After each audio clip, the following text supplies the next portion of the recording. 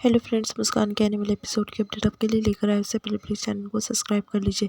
मुस्कान जो है रौनक को कहती है कि देखो रौनक जी, मेरा एडमिट कार्ड भी आ गया है, अभी रिटर्न जो है एग्ज़ाम होने वाली है।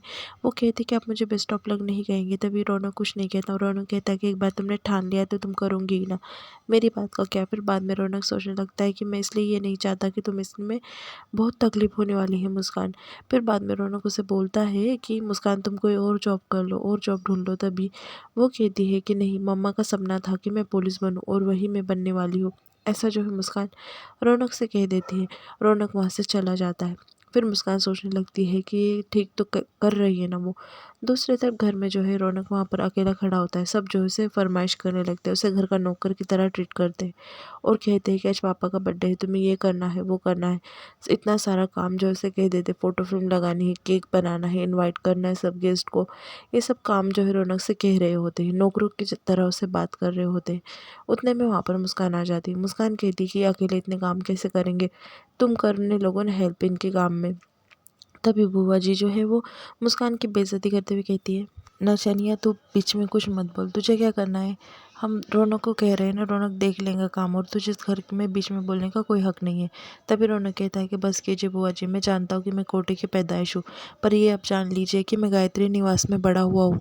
और वैसे भी मुस्कान मेरी पत्नी है, आपको किसी को अधिकार नहीं है उसको इस तरीके से बात करने का। तभी सब घर वाले जो है वहाँ से चले जाते हैं। उतने में मुस्कान जो है रौनक के पास आ जाती है और कहती है कि रौनक जी, मैं आपकी मदद करना चाहती हूँ, आप अकेले ये सब काम मत करो, इतने सारे काम आप अकेले कैसे करेंगे। एक काम कीजिए, आप केटरिंग का देख लीजिए, बाकी सब काम जो है मैं संभाल लूँगी, डेकोरेशन सब वगैरह मैं संभाल लूँगी। तभी रौनक कहता है कि नहीं मुस्कान, हम करेंगे ये काम।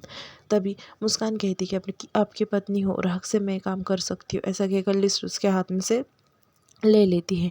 बाद में रौनक नीचे गिरने लगता है, तभी उसे मुस्कान बचा देती है और कहती है कि हर कदम पर हम आपका ऐसे ही साथ देंगे, आपको कभी गिरने नहीं देंगे रौनक जी। ऐसा जो है रौनक से कहती है और वो लिस्ट ले लेती है। तभी रौनक कहता है कि मुस्कान, कोई गड़बड़ नहीं करोगे ना। तभी मुस्कान कहती है कि नहीं रौनक जी, मैं आपको शिकायत का मौका नहीं दूंगी, मैं अच्छे तरीके से ये काम करूंगी। और वैसे भी सर जी का बर्थडे मनाने में मुझे कोई इंटरेस्ट नहीं है, पर आपकी हेल्प करना चाहती हूँ पत्नी बनकर। ऐसा जो है मुस्कान रौनक से कह देती है। तभी रौनक जो उसकी बात मान लेता है और उसे लिस्ट देता है और वहाँ से जो है वो निकल जाता है। तभी मुस्कान जो है वो सोचती है कि कैसा डेकोरेशन वगैरह उसे करना है। थोड़ी देर बाद मुस्कान पूरा डेकोरेशन कर देती। उतने में रौनक जो है वहाँ पर आ जाता है। रौनक काफ़ी इम्प्रेस हो जाता है मुस्कान ने किए हुए डेकोरेशन को देखकर। इधर उधर देखता है, वो सोचता है मुस्कान ने तो काफ़ी बढ़िया तैयारी की है।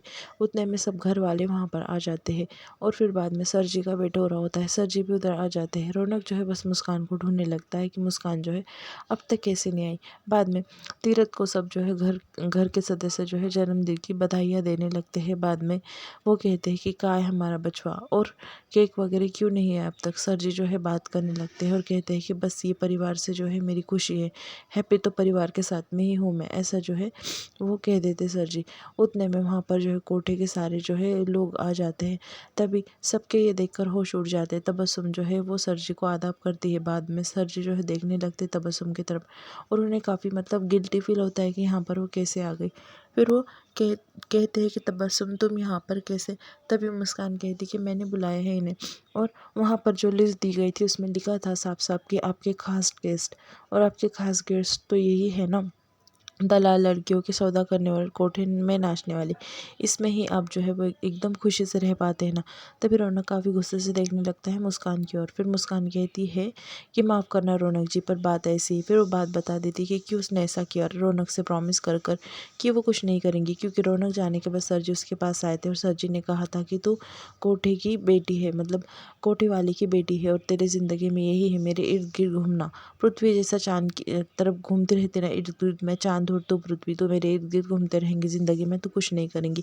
ऐसा कहकर मुस्कान को नीचा दिखाया था सर जी ने, और वो बताया था कि तुम रौनक से प्यार करते हो, रौनक जो है मेरा एहसाना तलक दबा हुआ है, इसलिए तुम मेरा कुछ नहीं बिगाड़ सकती। जब भी तुम मेरे आगे आऊँगी तब रौनक तुम्हारे सामने ढाल बनकर खड़ा रह जाएगा। अब क्या करेंगी तू। ऐसा जो है मुस्कान को कहकर सर जी ने जो है नीचा दिखाया था और उसकी काफ़ी बेइज्जती की थी। और कह रहे थे बाद में कि गायत्री जी चलिए, मंदिर में जाने के लिए देर हो रही है। तभी मुस्कान ने ठान लिया था कि इन को उनकी औकात दिखानी है, इसलिए मुस्कान ने सब कुछ किया। और मुस्कान ये बात जो है रौनक को बता देती कि इसलिए मैंने ये सब कुछ किया। कुछ लोग जो है इज्जत देने के काबिल ही नहीं होते और ये गंदे है, ऐसा जो है वो सर जी के बारे में कह रही थी। सर जी जो है काफ़ी नर्वस हो जाते हैं, मुस्कान उनकी बेइज्जती पे बेइज्जती किए जा रही होती है। रौनक जो है मुस्कान को चुप बिठाने की कोशिश करता है, पर मुस्कान चुप नहीं बैठती। मुस्कान कहती कि नहीं रौनक जी, आज मैं नहीं रुकूंगी, मुझे बोलने दीजिए। तभी वहाँ पर बुआ जी जो होती है न, ए नचनिया, ये सब कुछ क्या रखा रखा है, ऐसा कहने लगती। तभी वो कहती है कि आप चुप बैठिए, आपने तो कुछ तैयारी नहीं की है इनके बर्थडे में। रौनक जी ने और मैंने सब की है, तो मैंने जो तैयारी की है वो तो मैंने दिखाऊंगी ही ना।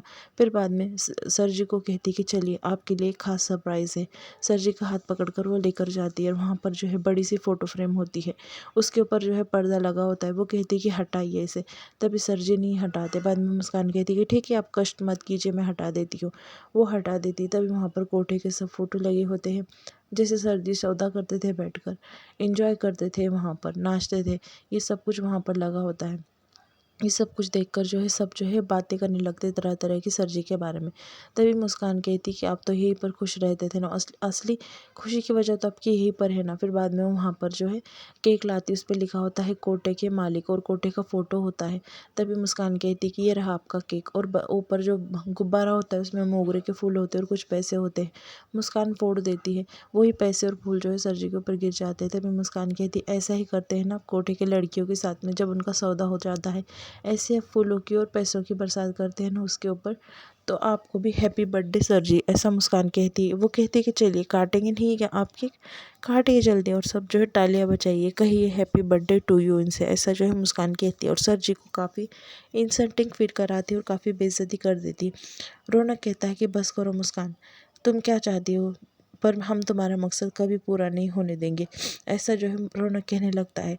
और रौनक केक की ओर जाता है और केक उठाकर जो है ज़ोर से नीचे फेंक देता है। फिर मुस्कान की आंखों में आंसू आ जाते हैं और बाद में जो सर जी के फ़ोटो होते हैं, जो कोठे में उन्होंने आय्याशी की होती है, वो सब फ़ोटो होते हैं, वो रौनक जो है काटता है और एक एक फ़ोटो जो है वो ज़मीन पर फेंक कर जो है रौनक तोड़ देता है। सर जी देखने लगते हैं बाद में। फिर वो कहता है कि हमें पता था मुस्कान, तुम ऐसे ही कुछ ना कुछ गड़बड़ करूँगी, पर हम तुम्हारा प्लान जो है कभी सक्सेस होने नहीं देंगे। हमने कहे थे ना कि जब जब तुम इनके आगे आओगे हम तुम्हारे सामने खड़े पाएंगे। फिर बाद में सर उसका मुस्कान के सामने और सबके सामने जो है रौनक सब कोठे वालों से रिक्वेस्ट करके कहता है कि प्लीज़ आप यहाँ से चले जाइए। दूसरी तरफ बुआ जी कहती कि भाभी ये सब कुछ आपके शय देने का नतीजा है, नहीं तो ये नचनियाँ कुछ नहीं कर पाती इस घर में। फिर वो कहता है कि मुस्कान हमें पता था ये सब कुछ तुम करोगे, इसलिए प्लान भी हमने पहले से ही रेडी रखा था। फिर वो हनुमंत को आवाज़ देता है।